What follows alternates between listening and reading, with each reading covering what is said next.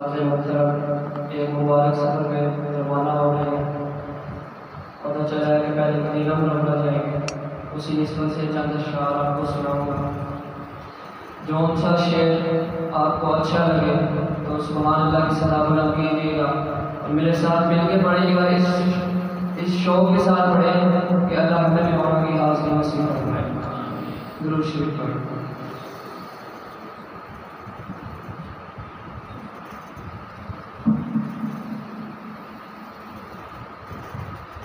मैं मदीने चला, मैं मदीने चला, मैं मदीने चला, मैं मदीने चला, मैं मदीने चला, मैं मदीने चला, मैं मदीने चला, मैं मदीने चला, फिर गर्म हो गया मैं मदीने चला, फिर गर्म हो गया मैं मदीने चला,